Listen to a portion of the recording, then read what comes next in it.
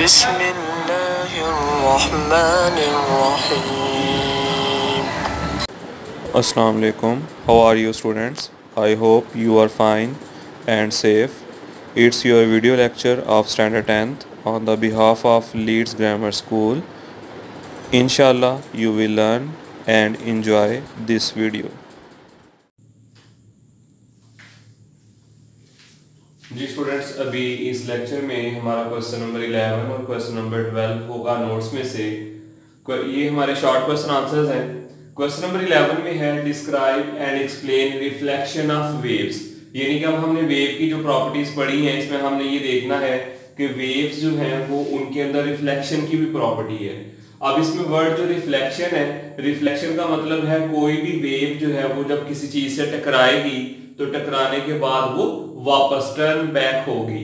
तो अब इसमें देखिएगा डेफिनेशन में, when waves moving in one medium, medium का मतलब ये है कि अगर एक वेव्स जो है, यानी कि यहाँ पे ये जो वाटर वेव्स हैं, ये वाटर वेव्स अभी जो जिस मीडियम में है वो मीडियम जो है वो कौन सा है, लिक्विड है।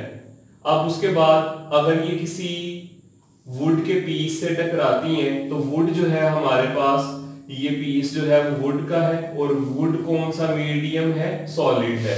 तो स्टूडेंट्स इसमें देखिएगा वर्डिंग जो डेफिनेशन है, when waves moving in one medium, यानी कि अभी वेव्स जो है वो किस मीडियम में ट्रेवल कर रही हैं, लिक्विड में। जब ये वन मीडियम में ट्रेवल कर रही हैं and falls on the surface of another medium, और जब ये वुड से या प्लास्टिक से या किसी भी चीज से टकराएंगी वो मैटर जो है वो मटेरियल वो सॉलिड है। इट मींस ये हमारे पास जो है वो दूसरा मीडियम है। फर्स्ट मीडियम हमारे पास लिक्विड है जिसमें वाटर वेव्स हैं, सेकंड मीडियम हमारे पास सॉलिड है। तो जब ये वाटर वेव्स जो है एक मीडियम में ट्रेवल करते हुए जब दूसरे मीडियम से टकराएंगी तो क्या होगा, दे बाउंस बैक, ये क्या होंगी, वापस आएंगी इनटू द फर्स्ट मीडियम, ये वापस अपने उसी मीडियम जिसमें ये ट्रेवल कर रही थी जो लिक्विड है उसमें ये वापस आएंगी। Such that angle of incidence is equal to angle of reflection. तो उन्होंने कहा कि जिस एंगल ऑफ इंसिडेंस पे जो है वो आ रही होंगी उसी एंगल ऑफ इंसिडेंस पे जो है वो ये क्या होंगी, टर्न बैक वापस आएंगी। जिस एंगल ऑफ इंसिडेंस पे ये जाएंगी, अगर एंगल ऑफ इंसिडेंस 30 डिग्री है जाने का तो वापसी का जो एंगल ऑफ रिफ्लेक्शन होगा वो भी 30 डिग्री होगा।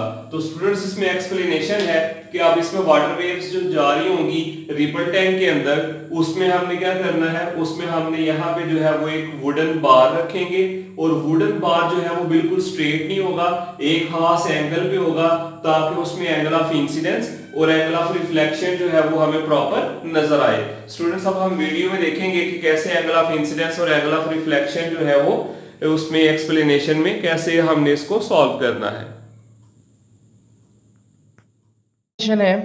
When waves moving in a medium, again हम इसकी फिगर को भी साथ साथ देख लेते हैं।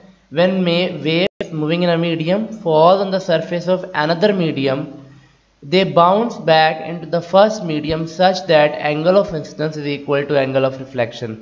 अब यहाँ पे बहुत सारी बातें हैं। सबसे पहले हमारे पास ऊपर वाला ही रिपल टैंक है जो कि आपने देखा था अभी थोड़ी देर पहले। अगर उसमें वेव फॉरवर्ड जाती और दीवार से टकरा के वापस आ जाती तो हमें ना पता चलता कि इंसिडेंट वेव कौन सी है ना रिफ्लेक्टेड वेव कौन सी है। इसीलिए स्टूडेंट्स हमने ये किया कि हमने रिपल टैंक में एक ख़ास एंगल पर एक कोई ऐसा बैरियर सा रख दिया।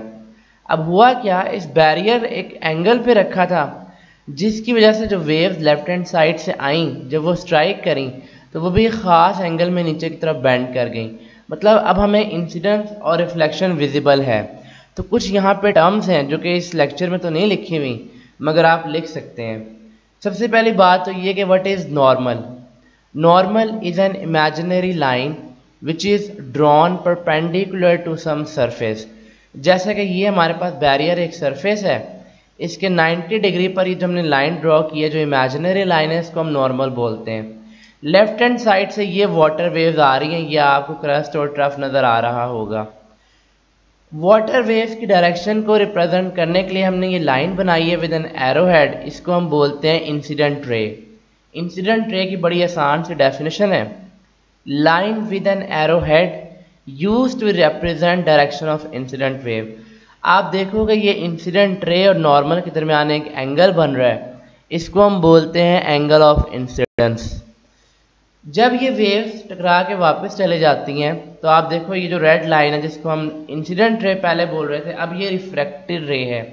रिफ्लेक्टेड रे शो कर रही है डायरेक्शन ऑफ रिफ्लेक्शन।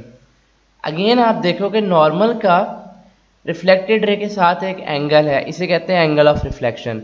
हम दोबारा रिफ्लेक्शन के डेफिनेशन को देखते हैं कि रिफ्लेक्शन तभी होती है जब ये एंगल ऑफ इंसिडेंस इक्वल होता है एंगल ऑफ रिफ्लेक्शन के। तो आपको इस फिगर में नज़र आ रहा होगा कि इंसिडेंट रे का जो एंगल ऑफ इंसिडेंस है नॉर्मल के साथ और रिफ्लेक्टेड रे का जो एंगल ऑफ रिफ्लेक्शन है नॉर्मल के साथ, वो दोनों आपस में इक्वल हैं। तो this figure clearly shows the reflection of water wave. ये इसकी एक्सप्लेनेशन है जो मैं थोड़ी देर पहले जी स्टूडेंट्स, इसी लेक्चर में हमारा क्वेश्चन नंबर 12 होगा।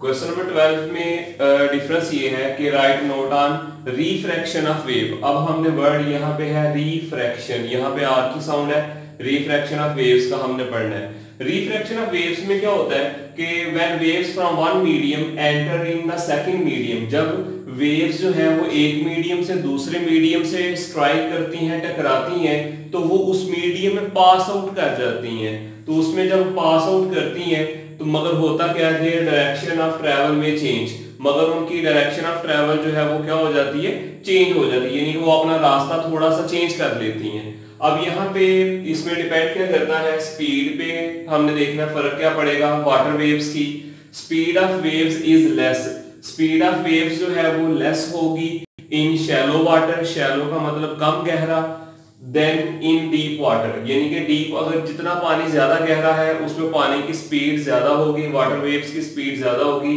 जितना शैलो वाटर है उसमें वाटर वेव्स की स्पीड क्या होगी, लेस होगी।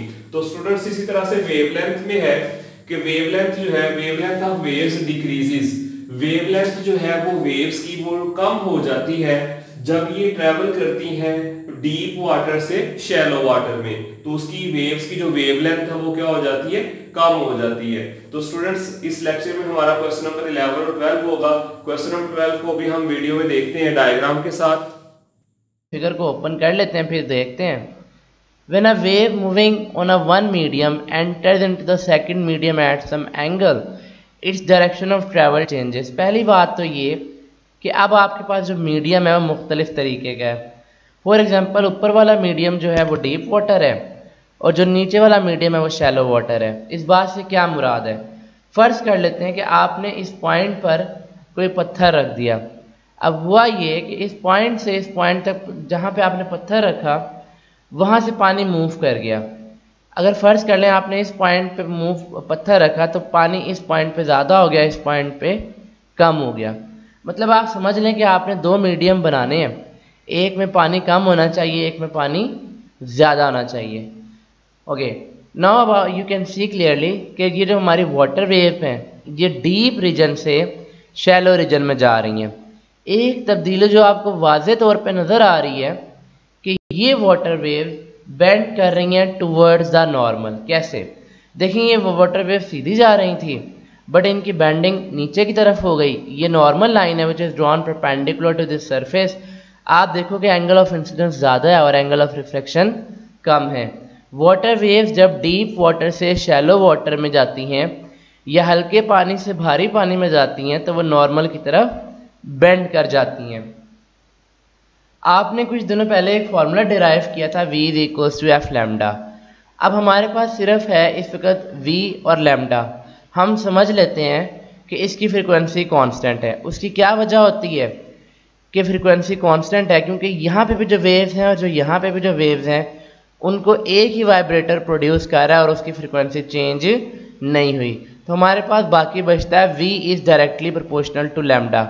अब आप गौर से देखें, दो क्रस्ट के दरमियान डिस्टेंस ये लैम्डा है और यहाँ पे भी ये लैम्डा हमें थोड़ा कम नज़र आ रहा है। अगर हम ये कहते हैं कि v is directly proportional to lambda तो इसका मतलब है कि अगर लैम्डा कम हो रहा है तो वेलोसिटी भी कम होगी। तो हमें तीन बातें पता चली कि when water wave enter from deep to shallow water, पहली बात तो ये कि दे बेंड टुवर्ड्स नॉर्मल। दूसरी बात ये कि उनकी वेवलेंथ डिक्रीज हो जाती है और तीसरी बात ये कि अगर वेवलेंथ डिक्रीज होती है तो वेलोसिटी भी डिक्रीज होती है। नेक्स्ट अगेन ये पॉइंट ज़रा डीपली समझाने की कोशिश की है। Again we have created an deep and shallow water, और आप देख सकते हो कि उसकी वेवलेंथ कम हो रही है शैलो वाटर से। अगर आपको क्वेश्चन ये आ जाए कि वाटर वेव शैलो से डीप में जाए तो फिर क्या होता है, तो फिर आपने इसका उलट लिखना है कि they bend away. Okay students, now you have to learn this question from your notes and do written practice and send pics to us. Stay home, stay safe. Allah bless you.